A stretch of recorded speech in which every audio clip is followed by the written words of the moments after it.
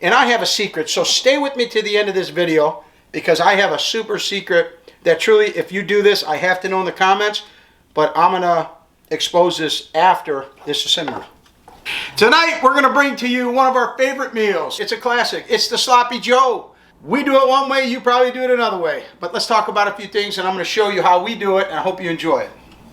Welcome back. Now let's get cooking with TGG. Saturdays are my favorite day. Before you start cooking, you gotta make yourself a short one, tall one, whatever you wanna do. And wouldn't you know, my ice cube machine is broke. And here's the remainder of the ice cubes. So that's what I was gonna use to make my drink. Oh well. So let's get back to it. Take your glass. Take your Kettle One. Smirnoff, whatever you have. I happen to like Kettle One. It's pretty awesome. Secondly, I like Sprite Zero or Sierra Mist Zero. Get yourself some sparkling stuff. And again, we don't have ice cubes, so that's gonna sort of suck. We're gonna work through this with no ice cubes for sure. Not too much. We don't need the cap anyway. All right, now what I like to do is give yourself a little splash, right? Little V8 splash. Usually use cranberry juice, but this is what was in the fridge. Again, this is cooking with TGG. I use what I have available, folks. So we're gonna add a little bit of color right here. Then you cover it with your hand like this. Then you gotta shake it up, stir it up. All right, the last thing you've always gotta do is cut up a fresh lime every time for your drink. No matter what you're drinking, put in a fresh lime, right? Don't forget to shake up that fresh lime, baby. Woohoo, pow, pow. And again, you shake it up. Nastrovia. First thing you need, get yourself a copper chef, right? This thing, be honest with you, not to say anything bad about them, but it's not like the commercial. It will burn, it does stick, things aren't as good. You can use metal, but it will wear, you see chips and dings. So don't believe everything that they do in the commercial, but it is a nice pan. I do put some spray or some oil. Stuff does stay semi-non-sticky, and it's got the high sides. When you do Sloppy Joes, it's a mess, right? We're gonna cook up the meat, pour in our stuff, our secret sauce, and we're gonna make Sloppy Joes. So get yourself a deep pan. Number two, you gotta get yourself, and I don't care what type of make it is, but get yourself a bamboo spatula. This is my absolute favorite. Food doesn't stick, it doesn't burn, it's soft on the hands, it's just a fantastic tool. Bamboo in the kitchen is way to go. The main course, you guys are gonna say Butterball. TGG, Butterball Turkey for Sloppy Joes? That's not American. Here's the deal. Two things. A, it's a little bit healthier. It's not as greasy. It's not as hard on your stomach. The other thing, when I brown this meat up, you're going to see, is that it sort of sticks together in bigger clumps. So instead of having the real fine cut up meat in the regular ground beef, you're going to have turkey. I think the texture is that much better when you're eating it on a sandwich. So this is what we get. And as far as our turkey goes, we do get pretty lean. 85-15 typically is what we get. Butterball is a great brand. At your local store is the way to go. We're going to turn it up to high, and then I'll cut that down a little bit. I am using a electric stove. Someday when I grow up, I wish I could have a gas fire stove. It would be awesome. But today we got to work with what we got, right? Use what God gave you. Or the realtor that we bought this house from. All right, hup, hup, hey. This is how we do it here, folks. It doesn't matter. Time out. This is a timeout break. We need a drink. Is that mine? And whatever you do, keep your drink handy. Keep it near you because you get into cooking and you forget that you have it.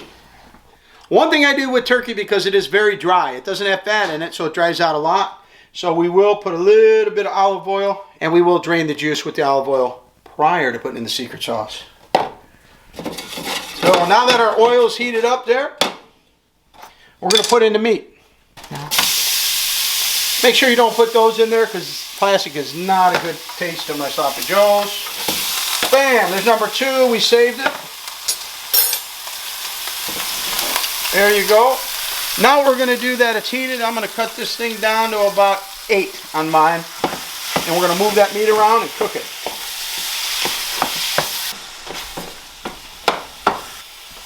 All right, at what point do you guys put in your salt, pepper, onion, garlic, all that stuff? I typically do it twice. Again, I'm just a normal dude, so I do what I want to do. Chefs will probably tell you to do it at the end because it tastes better, salt.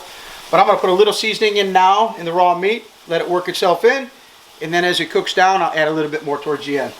So we do a little bit of salt. We do a little ground black pepper, which I'm almost out. I do a little onion powder. I do garlic powder with just about everything. So there's my main ingredients, right? We're going to add some salt. Not too fancy, right? There's our garlic powder. Boom. Little fresh ground black pepper. We're going to have to get going to stir this stuff up. You want to do a little bit of onion powder. I like onion powder with a lot of stuff.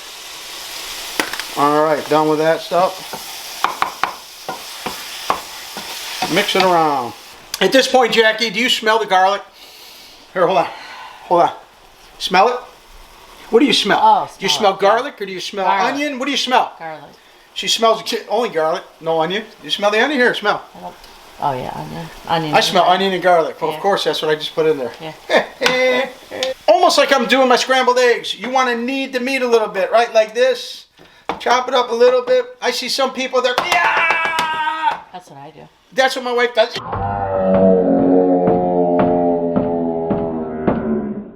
The freaking meat comes out in tiny little pieces, not even like a rice. Move that meat around. Knead it a little bit, right? Knead the meat like that, okay? You don't need to kill it. You could do a little bit like that. Let it sit. Come back to it. Don't sit there and chicka, chicka, chicka, chicka, chicka.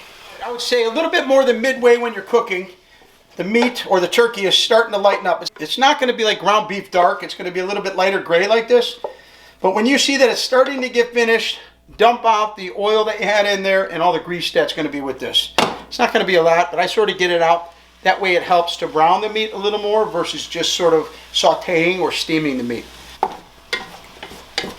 So I got to ask you folks at home, leave it in the comments below. My original bamboo I used when the meat was raw, my wife makes me throw that one in the dishes and get it. She's laughing in the background with the camera, right? Yes. She makes me get a brand new spatula halfway through the cooking so there's no raw meat. Even though we're going to do it all in the same pan. It's cooked by now. But anyway, I throw this in the dishwasher. I get a new one when it's getting to cook. All right, so I think we've got it brown. That's what it's going to look like. It's not really brown. It's more of a gray. Yeah. But can you see how big it is there? See the chunks? It sticks together. It's not all fine ground. So that's what I like about the turkey meat. It really sticks together. It makes a hell of a sloppy joe. All right, we're going to put this back here, and we're going to put that all the way down, and we got to simmer our secret sauce. Now comes the important part. It's the secret sauce. Something you guys have all been waiting for. We get fresh, what do we get? We get vinegar, we get ketchup, mustard seed, we get some plants, some herbs, and you got to chop all that up to make your brown sugar. We got to make the best sloppy joe sauce there is. I'll be right back. Let me go get the stuff. We got the Manwich, baby. It ain't a sandwich without Manwich. Secret sauce. Come on, we all do it at home. You're going to hold this against me? I told you guys my channel was about whatever we have. This is what we always use, Manwich. Get the original. I typically do 1 pound per 1 pound of meat. So this is a 2 pounds of meat. It's a larger can. And I have a 1 pounder. That's 3 pounds of Manwich to about 3.5, 4 pounds of meat. Okay. Make sure you get 1 original or 2 parts original. And the secret to my sauce is bourbon barbecue. Add 1 part of the bourbon barbecue, not the bold, but the bourbon barbecue to the original. This will actually give a little bit of a sweet taste. If you don't like sweet things, you'll probably want to go 1 part bold. But this will give it a little bit sweeter, like that barbecue flavor, and it really makes the sloppy joe. We've got the special sauce in. The Manwich. So work that sauce in there really good. And then we're going to let it simmer. And while we let it simmer, we're going to go talk about our sides that we're going to have with these sloppy joes. And I have a secret, so stay with me to the end of this video because I have a super secret that truly, if you do this, I have to know in the comments, but I'm going to expose this after this is simmered. Here's the sides we use every single time. Jackie? That's it.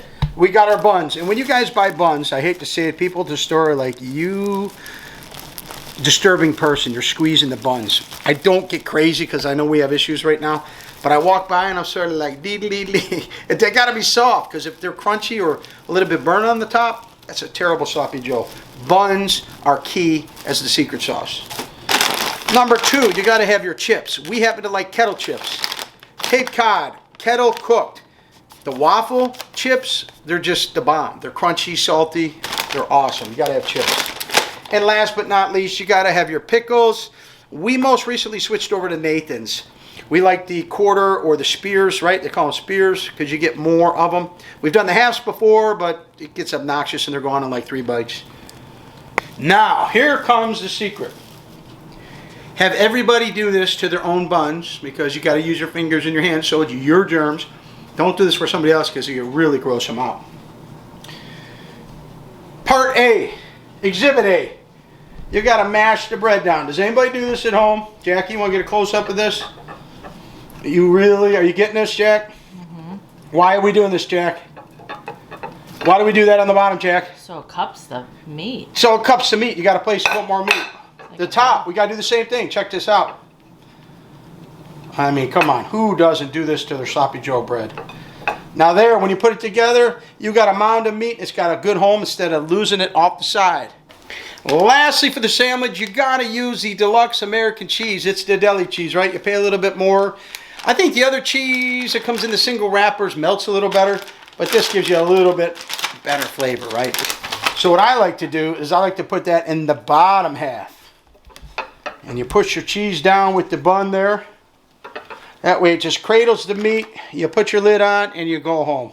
Let's go get some on the bun.